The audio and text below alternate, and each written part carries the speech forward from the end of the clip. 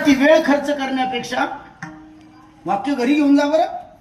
संपत्ती कमवण्यासाठी वेळ खर्च करण्यापेक्षा संपत्ती कमवणारी संतती निर्माण करा. तुम्हाला काहीच करायची गरज पडणार नाही.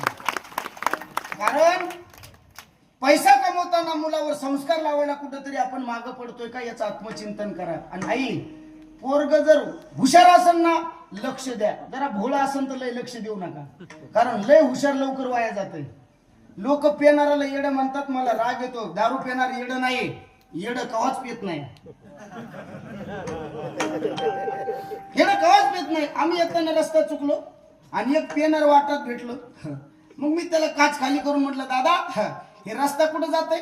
ते माझ्याकडे पाहून म्हणला, येड्या मला. म्हणलं काय झालं?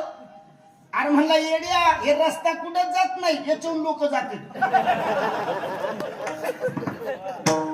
ते येड आहे का हुशार आहे? लक्ष द्या. अति हुशार महाराज व्यसनाधीनतेनं पिढी बर्बाद झाली हो. 15-15 वर्षाची पोरं व्यसन करतायत, दारूच्या आहारी गेली. मी पूर्वी मुक्कामाला जात होतो, प्रत्येक गावात कीर्तनाला गेलो, आता जाईन. कारण एक जण सकाळीच पिऊन आलत. ते रात्री पेल्यावर पुन्हा सकाळी प्यावं लागते, त्याला काय म्हणते? हा काय हुशार माणसं बघा ना कसं रट्टेला कळालं. उतारा असतो अरे ते उतारा नाही, चढ हवा असतो. ते सकाळीच पिऊन आलं माझ्याकडं. आणि काय सांगू का महाराज, ही वारकरी आहेत ना, ही वारकरी आहेत, यांचा सन्मान तुम्ही केला पाहिजे. कारण ही आपल्या धर्माची आपलं भूषण आहेत. आणि तुम्हाला नाही सन्मान करता आला करू नका, त्यांचा अपमान कधी करू नका, ही गोष्ट लक्षात ठेवा. बाहेरच्या देशामध्ये एसटीला रिझर्वेशन एक सीट असतं, ते साधू संतांसाठी असतं. माझ्या भारत देशाच्या ही आपल्या देशातल्या साधूंची महाराज खासियत आहे, मोठेपण आहे. आपल्या लोकांना आपण मोठेपण दिला पाहिजे. पण त्यानं मला बारीक धोत्रावर पाहिलं की ते पेलेलं लगेच माझ्याकडे आलं. त्याला म्हणलं माझ्या तब्येत जाऊ नको. ते बरोबर माझ्याकडे बघितलं आणि मला म्हणला, तू महाराज आहे काय?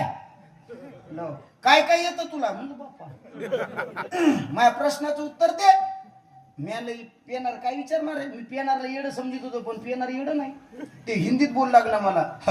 म्हणला बोल, इस दुनिया में कौन सबसे बडा? हिंदीत 3 लोक हिंदीत बोलतात गरज नसताना. कोण कोण? ज्यांची नॅचरल लँग्वेज नाही. एक दारू पिलेलं, दुसरं चोरी करणार आणि तिसरं अंगात आलेलं. त्याचे ऐका, अंगात कोण येतो? देव. मग देव अंगात आल्यावर देवाची भाषा कोणती आहे?